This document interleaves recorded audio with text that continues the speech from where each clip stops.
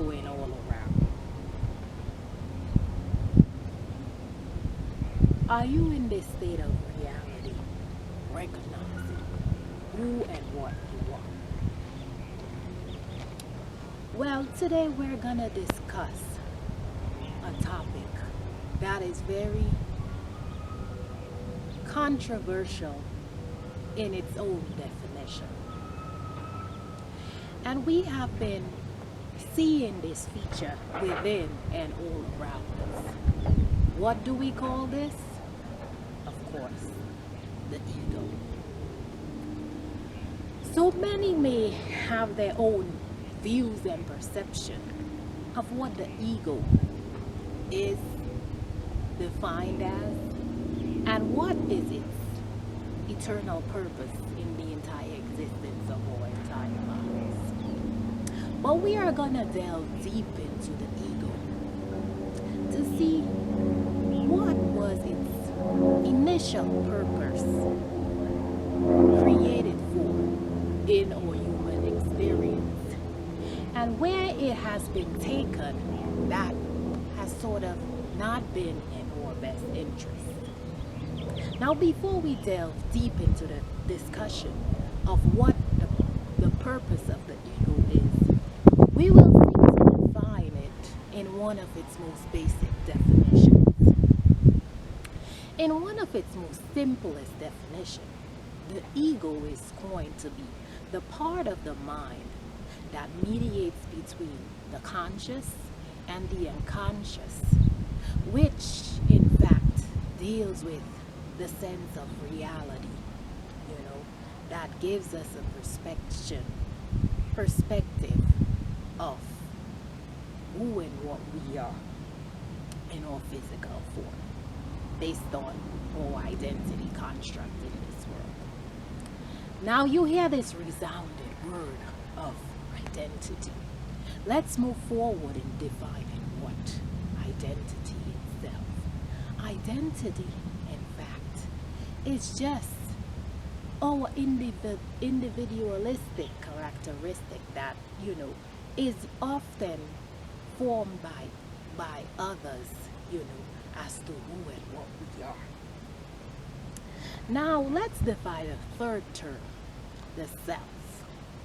The self is just our entire beingness, what we ourselves consider, to distinguish us from others. It's this distinguishment between us and others. Now you may now say, wow, based on these definitions, identity and self often seems so similar in, what in fact they mean. But as we distinguish the two traits, we begin to see that our identity is more of a universal thing, shaped by, as it says in its definition, our character and our personality. And it's often the view of others, like, who are you? Are you black? Are you white? Are you Asian? Are you a religious Christian or Muslim? Self is just, your beingness, who you are. You can say like qualities are, this person in their characteristic trait. Are they kind? Are they loving? Are they fair? Are they, unjust?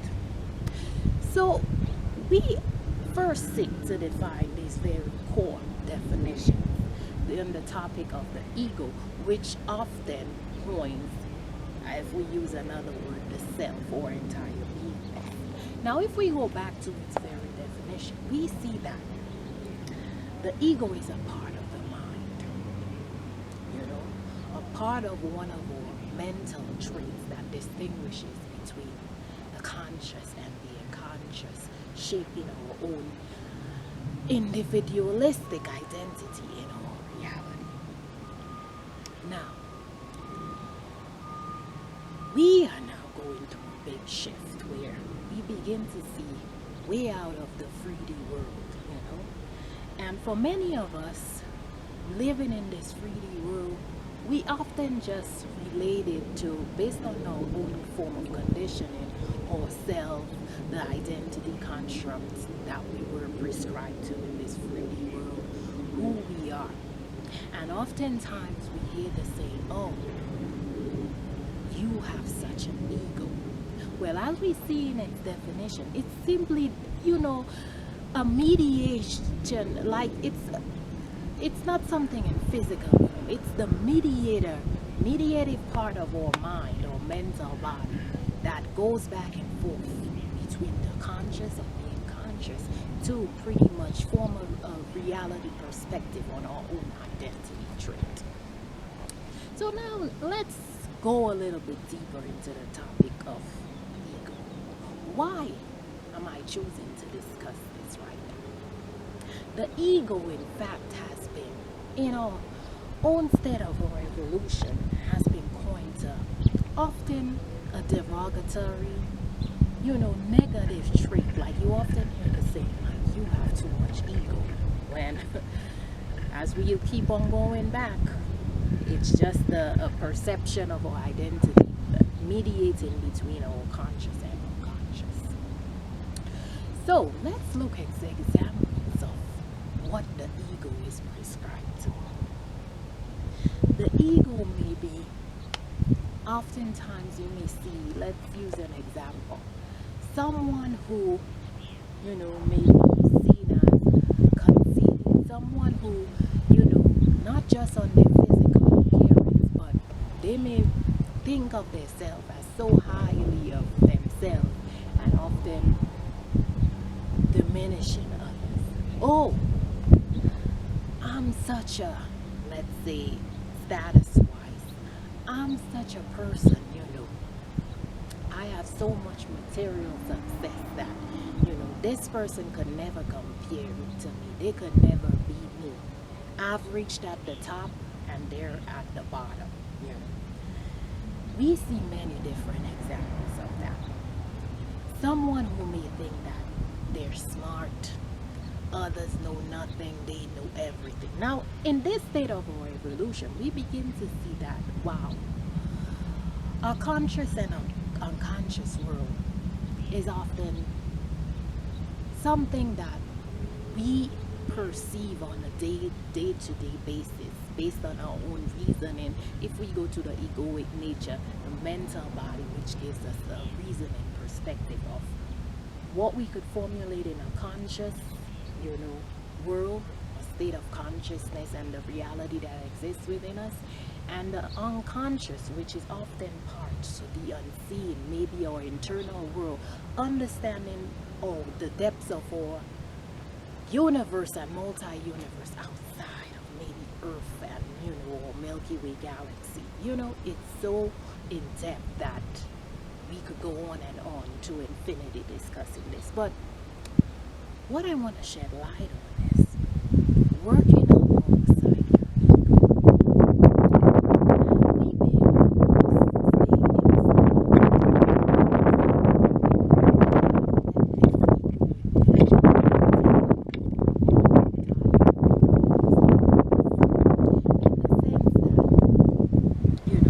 especially now that we're being fully awakened, you know, you often hear, oh, you gotta diminish your ego, you gotta let go of your ego. Well, as I define it, ego is just formulating between the conscious and the unconscious to even just have a sense of identity of who and what we are, of our beingness, of how we perceive ourselves, and the identity form of ourselves, how others perceive us, you know, our characteristics, traits. So let's just tell ourselves, like, wow, we could use other examples. Let's say you're somebody, right? You always seem to get your way in everything. Like, you probably want to have a certain status in life. Maybe it's a job, a career path. And you push your way through, you maneuver your way through, whether it's by manipulation or whatever choices that you make, and you get that. Now you go towards, like, let's say you're a man and you're interested in certain women. You know how to maneuver your way through, then you probably, in your egoic nature, you tell yourself, man, I could get anybody that I want. And so you may be presented where you like this person, this woman, you know, and you're like, wow, this soul, not just in a physical, you know, maybe status wise, maybe, you know, um, just like based on the personality traits of that person. Like, man, I really like this person. I want to get through to this person. But this person don't give you that time of day. They shed no sense of interest within you. Now your egoic nature, your sense of identity and self of your own beingness steps forward on a conscious level, mediating between your unconscious and saying, wow, you know what, I've always gotten everything, and now I will do anything, you know, to try to get through to this person, even though they have set the boundaries that, you know, I'm not interested in you on that level. Now, when it comes to working alongside your ego, the ego, you know, has to now be conditioned in a state where it has to know that it has to work within a certain level of, you know, reality where it don't push past certain boundaries. You know, as we see in our state of our evolution and our spiritual nature, we get to see that, you know, we may have been living in a world where, you know, in our lower nature, where we were told like, it's all about material stuff, and the egoic nature is now showing us that it's connecting us between being unconscious and our spiritual essence of who we truly are, ourselves in this world. Now, if you forget about your physical self for a minute, you have an energetic body field. We have now come to a place where we have to let go of the old ways of doing and being. And now each and every one of us has to go within ourselves. Before we could unite and come together as one, we have to learn to go within our own egoic nature. Let the mediator of the unconscious and the conscious, you know, really work from within.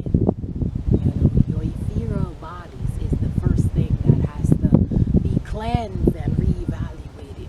And you come, and you now come in this form of this physical world and say, what part do I have to play? No longer are you to continue to be forceful in nature and have this quote unquote high egoic nature that just continues to deplete, diminish, be disrespectful, and have no boundaries when it comes to others. We are all part of this existence. We are all part of this world. So let's learn to truly delve deep within and work alongside the ego instead of just being the ego. So much love and compassion and care that I have for each and every one of you as you learn to cherish and come in this lifetime and truly continue to work alongside your ego, for you are now in a state of reconstructing the entire existence of your identity. Let's work alongside the ego for the betterment of each and every one of us in this state of the evolution of our humanity.